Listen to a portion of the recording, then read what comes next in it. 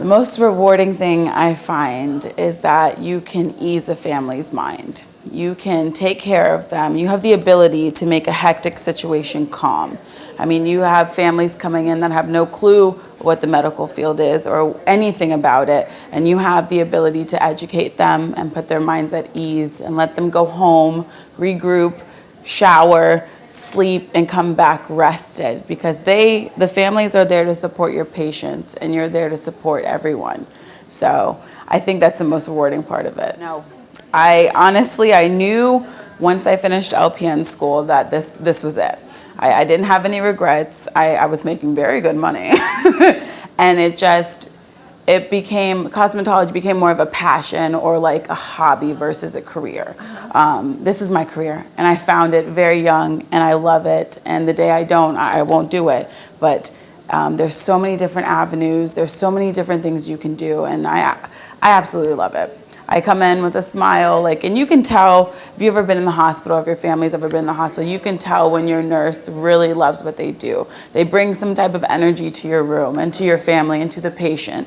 And then you can just tell sometimes those nurses that need to go. It's time. But I don't think that will happen. I absolutely love it. So proud of her. I've been wanting her to be a nurse for years, and she's kind of resistant to it. She loves being a paramedic, and she's done very well with that. But I understand her waiting. It wasn't until I was in my 30s that I kind of switched gears and moved into this profession. And she, even though she'll hate me, she just moved into her 30th year. So, now, she realizes that this is where she wants to go and what she wants to do, and she's going to be amazing. I just know it. She's so smart, and she's so great with these patients at bedside, and she has such compassion. So she's going to be an amazing nurse. And we're going to keep pushing her education too. She's not allowed to stop. I started off, I did a brief stint with medical and urology when I graduated nursing school, and loved it. Got, for a whole year, did really well. And my nursing supervisor at the time came to me and said, Martina, you need to go to the emergency room. We think you do really well. And she was good friends with the ER director, and they talked and they convinced me to try it. So I moved down to the emergency department, and that was it. I was sold. I have never looked back. It is completely my passion.